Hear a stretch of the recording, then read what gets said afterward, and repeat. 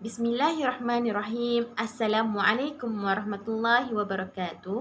Terima kasih saya ucapkan kepada Ustaz Abdul Aziz bin Sulaiman selaku pensyarah saya bagi subjek DWP 10804 Kaedah Mengajar. Saya Farah Najihah binti Kamarudin bernombor matrik 074152. Pada hari ini, saya akan membentangkan satu aktiviti pembelajaran abad ke-21, PAK 21. Aktiviti PAK 21 yang telah dipilih oleh saya untuk dibentangkan pada hari ini ialah mendeklamasikan sajak atau nyanyian lagu. Pada permulaan pembentangan saya pada hari ini, saya akan menerangkan terlebih dahulu definisi mendeklamasikan sajak serta nyanyian lagu.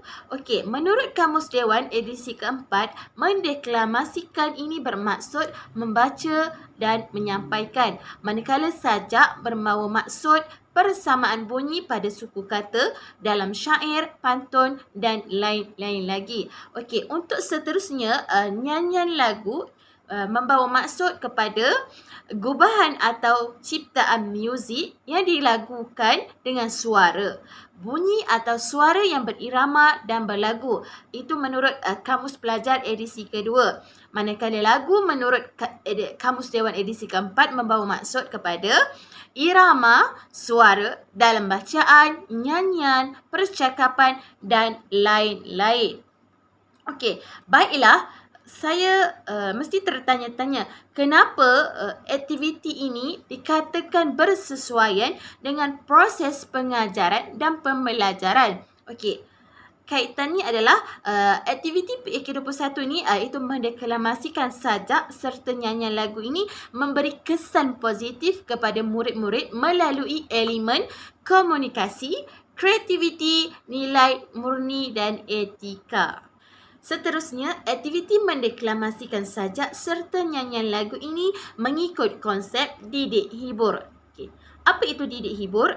Menurut Muhammad Rosmadi Muhammad Saleh et al. 2020 menyatakan didik hibur merupakan satu penerapan dalam proses pengajaran dan pembelajaran yang bersifat santai dan berhibur seperti permainan, nyanyian, bercerita, lakonan dan puisi secara sistematik dan terancang. Okey, menurut Kementerian Pendidikan Malaysia pada tahun 2010, didik hibur menjadikan sesi pembelajaran lebih menyeronokkan kerana terkandung unsur kelakar, kecindang, ada unsur estetik, permainan muzik, lakonan dan lain-lain. Baiklah, apa kaitan didik hibur dengan aktiviti mendeklamasikan sajak dan nyanyian lagu ini? Yang pertama, didik hibur ialah satu kaedah pengajaran yang mempunyai pelbagai unsur yang menarik. Sebagai contoh, aktiviti nyanyian lagu di kelas. Okey, pelajar akan mengambil bahagian dalam aktiviti yang dibuat secara aktif dan mereka juga akan berasa seronok untuk mengikuti pelajaran yang diajar kerana unsur aktiviti PAK 21 iaitu nyanyian ini akan menimbulkan rasa seronok gembira untuk mengikuti pelajaran itu. Okey, yang seterusnya yang kedua, menjadikan proses pengajaran dan pembelajaran yang lebih interaktif serta memahami kehendak murid. Okey, yang ketiga, murid bebas bersuara, mengeluarkan pendapat dan idea secara logik dalam keadaan terkawal untuk menghasilkan satu persembahan yang menarik. Okey, maksud dekat sini, murid akan bersuara. Maksudnya dia akan mengeluarkan idea-idea dia untuk menghasilkan persembahan yang menarik. Bagaimana cara aktiviti PAK 21 mendeklamasikan sajak dan nyanyian lagu ini dilaksanakan? Okey, yang pertama, seorang pelajar mendeklamasikan baris pertama sajak atau menyanyikan lagu. Okey, yang kedua, kemudian disambung oleh rakannya. Okey, yang ketiga, akhirnya semua pelajar bersama-sama mendeklamasikan sajak atau menyanyikan lagu secara harmoni. Okey, segala aktiviti yang dijalankan mesti ada kelebihan dan kekurangannya.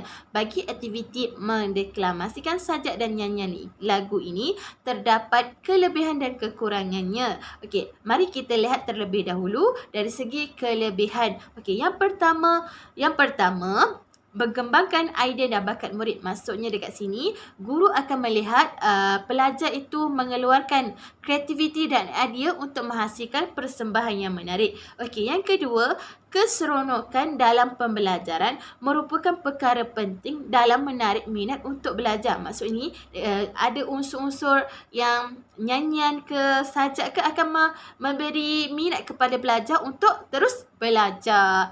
Okey, yang ketiga, pelibatan aktif dalam kalangan murid. Maksud dekat sini, murid akan berlomba-lomba untuk membuat aktiviti yang dijalankan. Okey, dari segi kekurangan pula, murid akan bising setelah rakannya membuat persembahan di hadapan kelas. Okey, biasanya bila pelajar siap membentangkan ke ataupun membuat persembahan kat depan, bila dah siap, diorang akan berbual dengan kawan-kawannya di belakang. Okey, yang kedua, murid suka mendeklamasikan sajak kerana tidak ada pendedahan secara langsung. Okey, ini sebagai contoh kat sini, murid tu terus buat aktiviti tanpa ada bimbingan ataupun tanpa ada guru tu memberi contoh terlebih dahulu. Okey, yang ketiga, murid kurang keyakinan di hadapan kelas kerana tidak biasa ke depan. Okey, untuk ini biasanya kurang bila untuk membuat persembahan ke apa ke, ada setengah pelajar ni kurang yakin sebab dia rasa suara dia tak sedap ke, macam tu lah. Sekian sahaja daripada saya. Terima kasih.